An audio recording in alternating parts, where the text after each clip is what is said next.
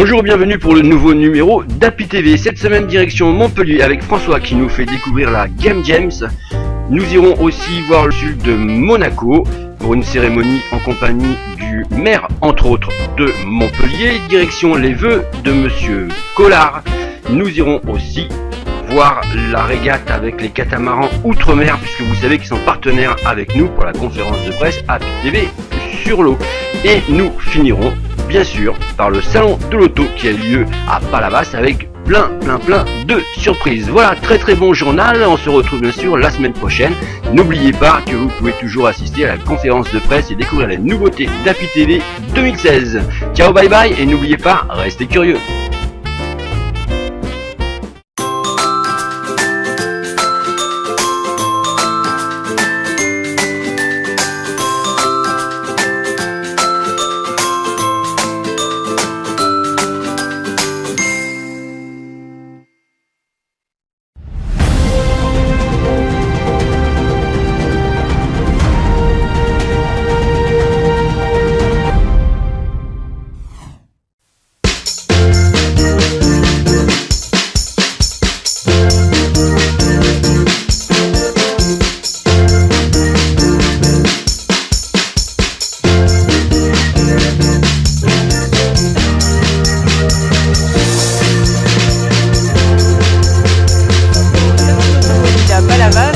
Avec Jean-Charles qui va nous expliquer pourquoi il organise cet événement.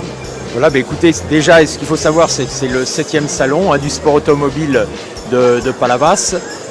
C'est une organisation que nous faisons en début d'année et bon, ça nous permet, je dirais, de rassembler l'ensemble des concurrents et des participants aux épreuves sportives de la région Languedoc-Roussillon. Voilà. Et alors toutes ces voitures sont des voitures qui courent actuellement ou c'est des voitures de collection? Non, là vous êtes sur un stand, en l'occurrence le stand Almeras, et vous avez des voitures une derrière nous qui fait le championnat d'Europe de la montagne en VHC. Et vous avez les deux autres voitures devant qui sont des Porsche Carrera Cup qui courent en Carrera Cup national, championnat de France. D'accord, donc vous êtes quelle association? L'association sportive automobile de Montpellier. Et après nous sommes affiliés à la Fédération française du sport auto et nous organisons des épreuves sportives, en l'occurrence des rallyes et des courses de côte. Alors prochain rendez-vous? Et le prochain rendez-vous il est à Néfiès début mars. Très bien. Après le rallye du printemps au mois de mai, 15 mai, et la course de côte de l'Odève qui compte pour le championnat de France de 2e division, course de côte, début octobre, 1 et 2 octobre. Beau planning. Voilà, beau planning, voilà, tout à fait. Eh bien bravo, on s'y retrouvera. Merci à vous.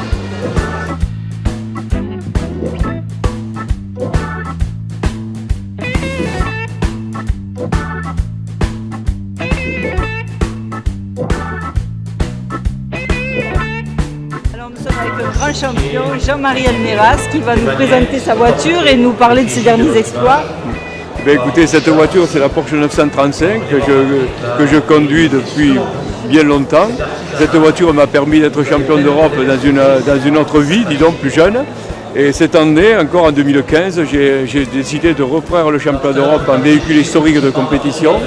Et au fil des courses tout en Europe, c'est-à-dire les 10 courses du championnat d'Europe, en Tchécoslovaquie, en Slovaquie, en Slovénie, en Allemagne, en Italie, malheureusement pas en France encore en 2015. Et ça m'a valu de terminer à la première place, ex aequo avec un Tchèque. Malheureusement, le titre lui a été décerné, pas en vertu de l'âge du pilote, dans ce cas je pense que j'aurais gagné, mais en vertu de l'âge de la voiture qui était plus vieille que la mienne. Et donc, bon, pour moi, ce n'est pas grave parce que, vous savez, j'ai déjà été comblé dans le sport automobile. Je peux encore faire ma passion du sport automobile et je suis très heureux de pouvoir continuer à courir. J'envisage d'ailleurs de refaire le championnat d'Europe cette année, 2016. J'espère faire mieux, c'est-à-dire aussi premier, mais premier tout seul. Voilà. Alors le classement, donc l'âge de la voiture compte. Et oui, malheureusement, il n'y a pas que le premier qui passe la ligne. Voilà, c'est-à-dire que malheureusement, si c'était le premier de toutes les courses, je pense que j'aurais été premier parce que j'avais gagné 8 courses sur 9. Malheureusement, c'était le premier ex aequo. Mais il y avait l'âge de la voiture. Vous savez, nous faisons partie des voitures historiques de compétition. C'est-à-dire des voitures qui ont été courues il y a 10, 15, 20 ans qui sont dans leur livret historique, c'est-à-dire identique à l'origine. Et après, le règlement assure l'âge de la voiture. Et il considère qu'une voiture plus ancienne est plus valorisée qu'une voiture un peu... En fait, il y avait 3 ans d'écart, hein, c'était pas beaucoup. Hein. Moi, ma voiture est de 1979. C'était la première année que je l'ai eue avec laquelle j'avais gagné le championnat d'Europe. Non historique à cette époque-là, mais il y a 36 ans, 37 ans. Et puis la sienne, elle était de 1977 ou 76. Évidemment, il a gagné, voilà. Mais ce n'est pas important pour moi. Et voiture, évidemment, préparation Almeras. Et oui, évidemment, oui. Comme beaucoup de Porsche que vous avez vu aujourd'hui, évidemment, elle a fait des petits parce qu'il y a celle-là et puis il y a les autres. Et encore, je suis très heureux un peu de pouvoir continuer avec mon frère. Ouais. On prépare beaucoup de voitures, on a des grands pilotes. On a sur le plan local Jean-François Mourgue qui fait des championnats de France et des rallyes. On a même un ancien pilote que vous avez peut-être connu qui était l'ancien manager de Citroën, Guy Fréquelin, qui va remettre le pied à l'étrier à l'occasion du Tour de France automobile historique. Donc pour nous, c'est encore une passion qui n'a pas d'âge. D'accord. Et donc aujourd'hui, votre présence ici? Eh bien aujourd'hui, nous sommes présents pour exposer nos voitures, pour participer. Et nous sommes aussi organisateurs du salon avec l'ASA Montpellier. Très bien. Et bien donc, prochaine épreuve? Prochaine épreuve, j'espère, je pense pouvoir faire une épreuve en France avant de faire le championnat d'Europe et certainement le col Saint-Pierre. D'accord. Eh bien, on vous souhaite la première place. Merci bien.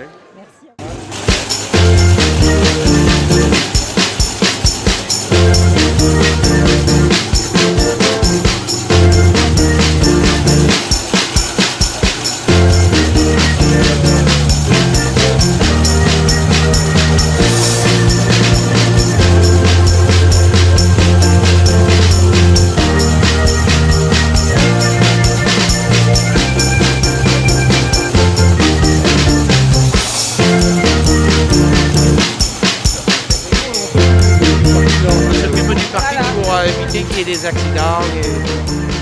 Vous êtes des passionnés de sport? Non, on est des passionnés, on a été licenciés de la ZAPIC, c'est nous, Almeras. D'accord. Et là, chaque année, on fait des manifestations à la même période. Et ça nous permet de voir déjà et d'expliquer ce que c'est les rôles des commissaires de course. D'accord.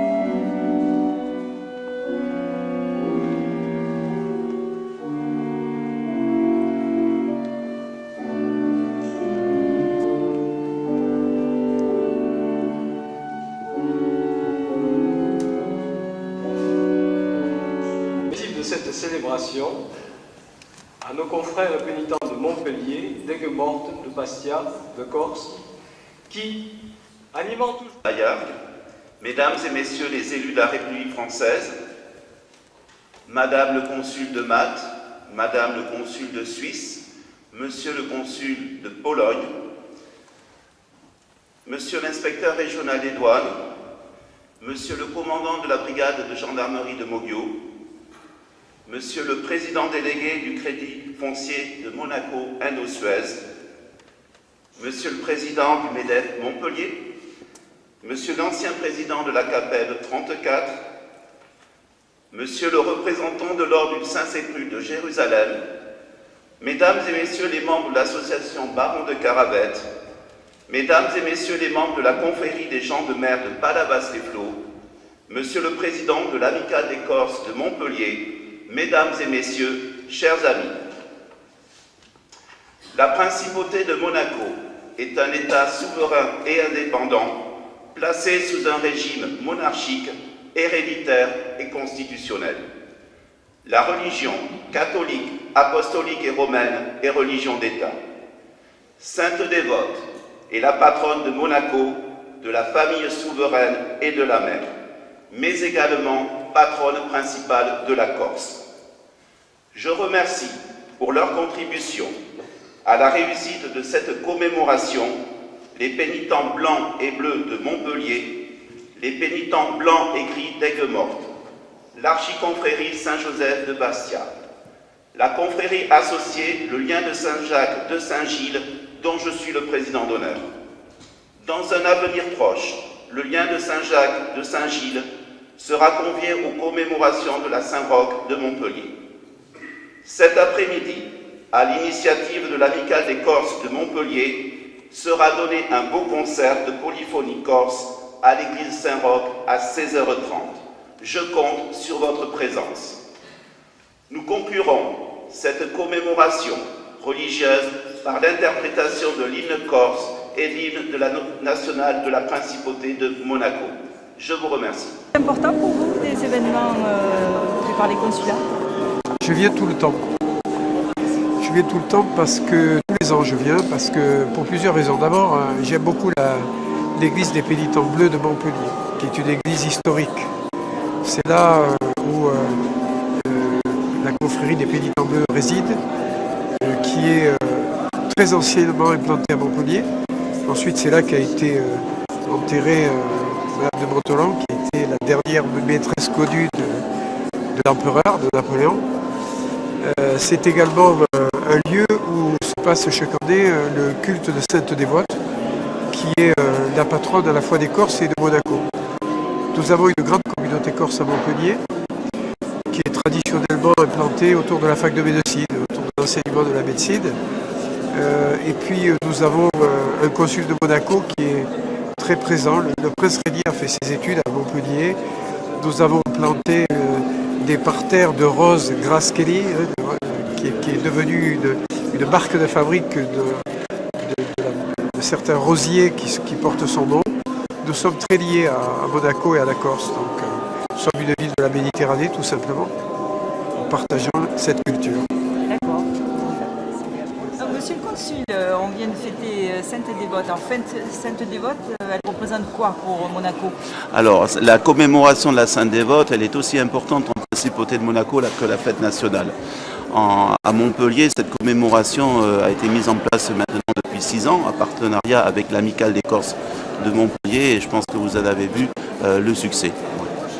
Beaucoup de monde, oui. Oui, beaucoup de monde. Maintenant, nous sommes obligés de faire 2 messes, la grande messe à 10h30, mais une première déjà à 9h30. Effectivement, était présent le consul de Pologne, le consul de Malte, le consul de Suisse. Je rappelle que le consulat de Monaco va fermer ses portes. Nous allons partir vers Toulouse, mais je tâcherai que cette commémoration de la Sainte Dévote perdure à Montpellier. La présence de Monaco, je l'ai bien installée, elle est bien présente dans cette chapelle. Vous avez 4 vitraux qui représentent vraiment les symboles de la principauté. Qui plus est, j'ai offert à la chapelle ce reliquaire avec la relique de Sainte Dévote. Malgré le départ du consulat de Montpellier, je réaffirme que je ferai en sorte que cette commémoration perdure.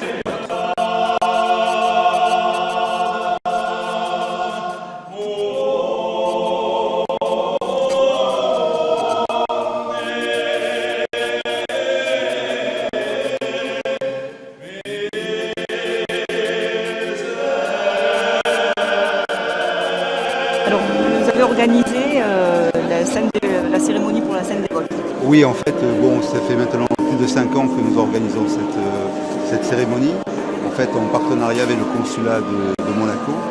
Et donc, voilà, ce sont des choses qui se passent bien. Alors, au début, on est parti petit, puis après, on a fait venir des confréries de Corse, et donc, ça a donné une autre ampleur à cette fête. Voilà. La Sainte Dévote.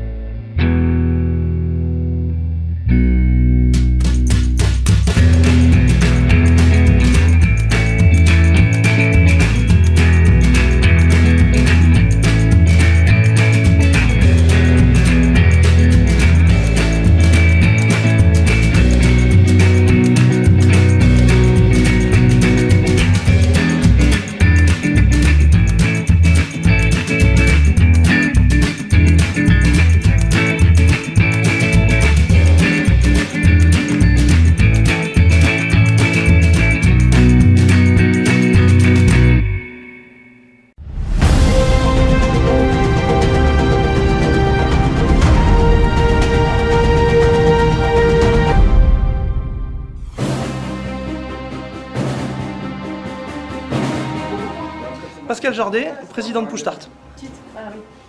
Marine Régnier. Guillaume Jamais. Karine Marin, Mediapod. Laurent Michaud.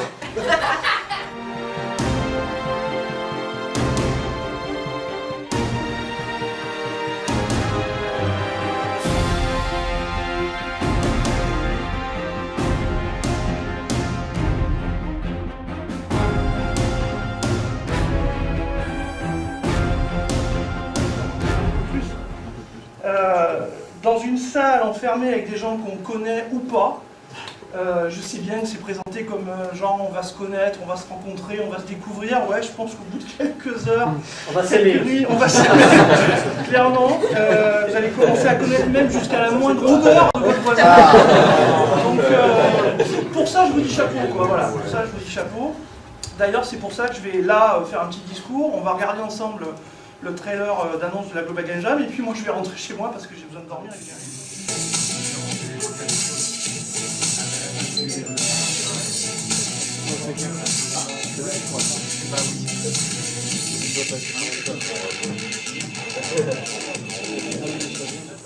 Donc voilà le comité d'organisation de l'édition locale de la Global Game Jam. Alors qu'est-ce que c'est que la Global Game Jam, Pascal, s'il te plaît? La Global Game Jam, donc c'est déjà une Game Jam qui a la particularité d'être globale, c'est-à-dire en gros mondiale. Qu'est-ce que c'est une Game Jam?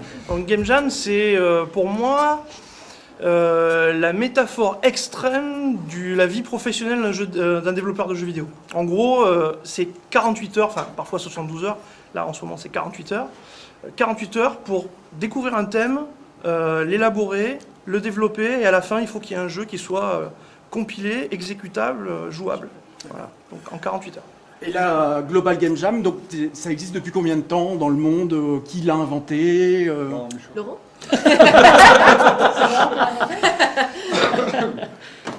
Eh bien, c'est Suzanne Gold qui a initié, avec sans doute d'autres personnes, qui a initié cet événement.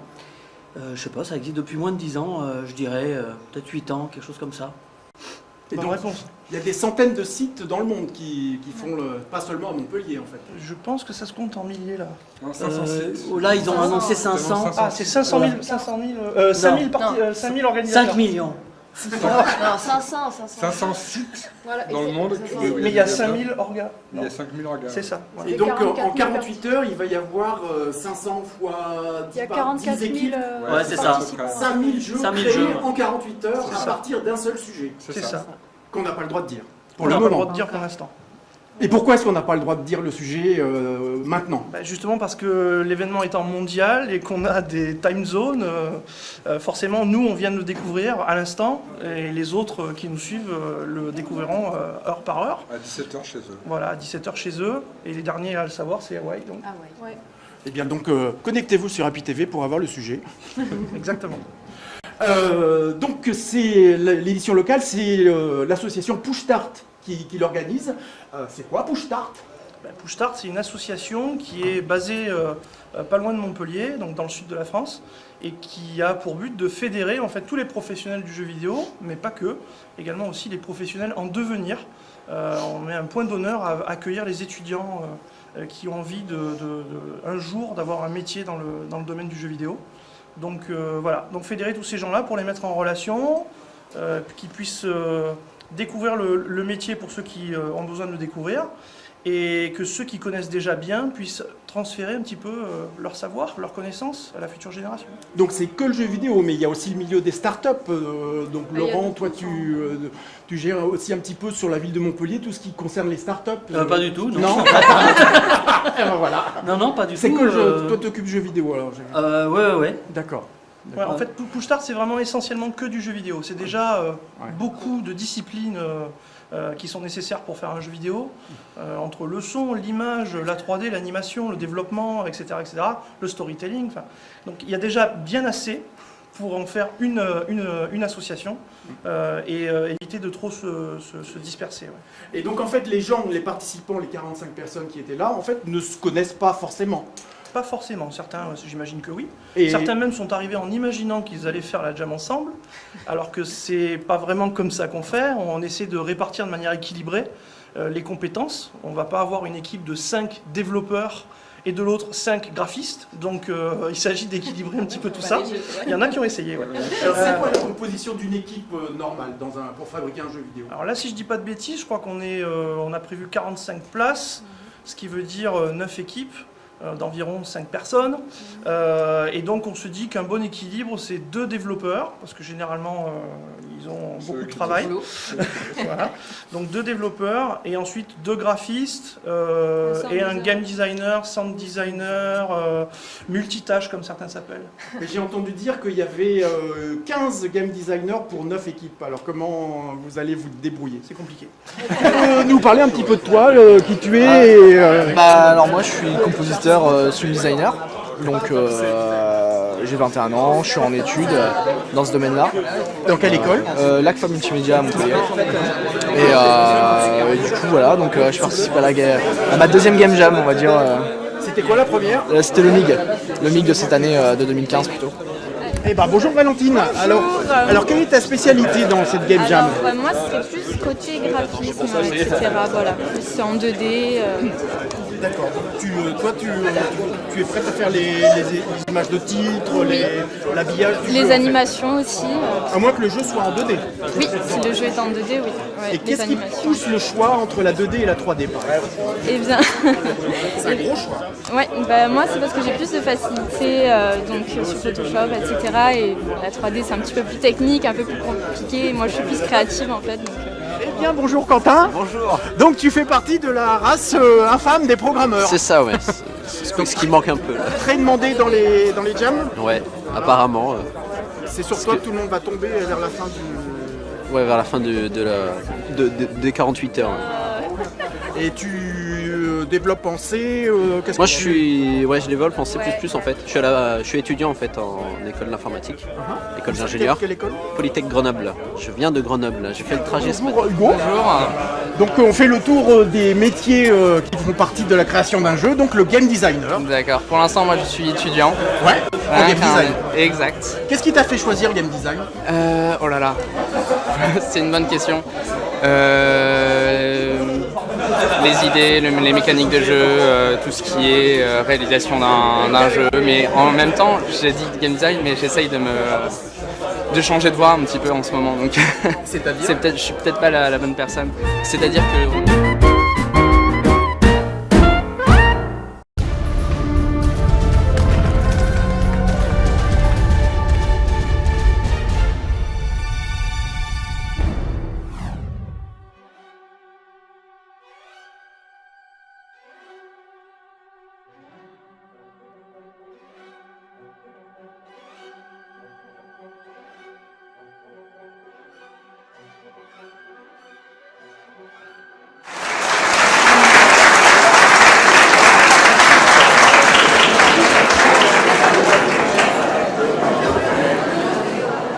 Notre conseillère départementale,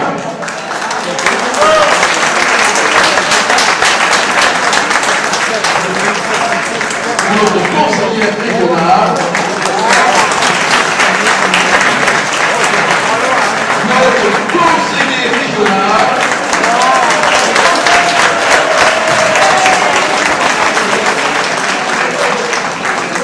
il manque le conseiller départemental, mais je suppose qu'il va arriver, non? Il a toujours un peu de retard parce qu'il travaille beaucoup. Qui nous avons d'autres là? Il y a tout le monde. Nous avons notre conseiller municipal, M. Lefebvre, que vous connaissez tous.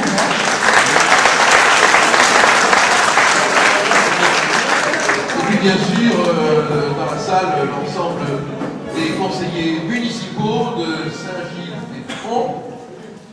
Liste qui a fait plus de 40% au premier tour.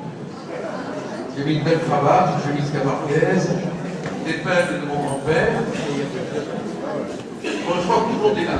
Bon, mes amis, je suis plus qu'heureux d'être parmi vous. J'ai l'impression d'être en famille.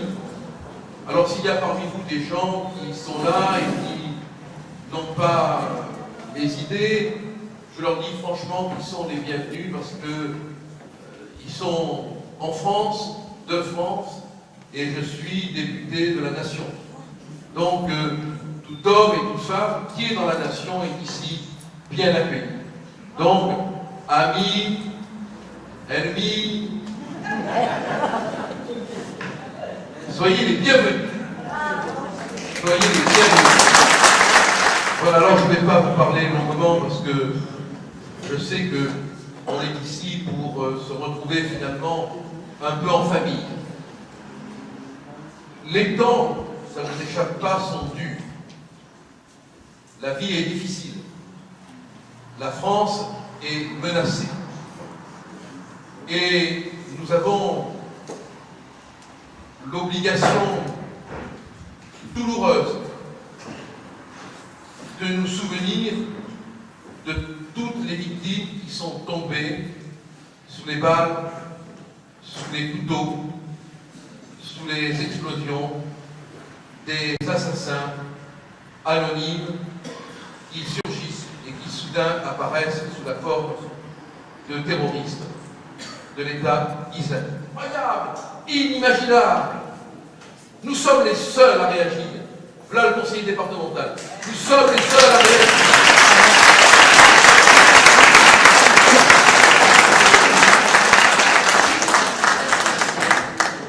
Quand on est important, on peut arriver avec une demi-heure de retard.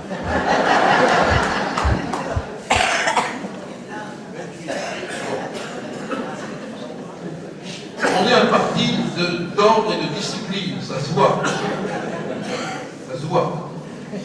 En plus, il interrompt sans se gêner. C'est l'avenir de la France. Mais il a de bonnes raisons s'il est en retard, donc je le taquine, c'est une vieille habitude, il le sait. Non, il avait une réunion, et c'est la raison pour laquelle il arrive en retard. Je vous dis, soyez-en fiers, vous êtes la France qui se bat, et surtout, surtout, ne laissez personne vous emmerder. Vive la République, vive le gars. Ces féroces soldats qui viennent jusque dans nos bras, égorger nos fils et nos compagnes. Aux armes. Pourquoi je n'irais pas acheter une cabricole pour montrer que quand on est à Paris, on pense à vous.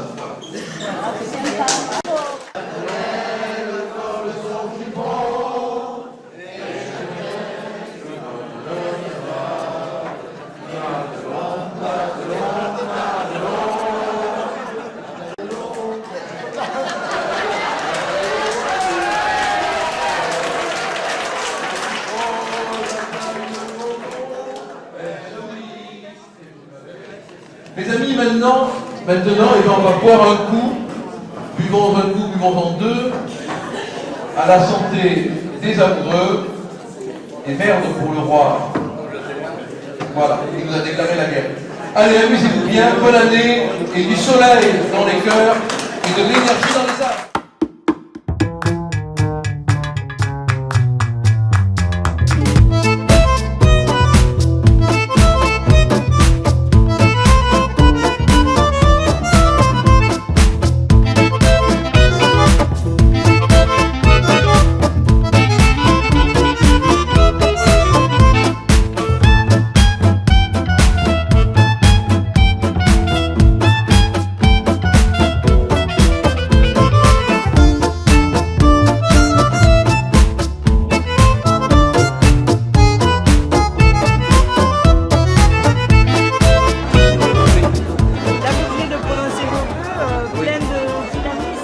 Il vaut mieux, non?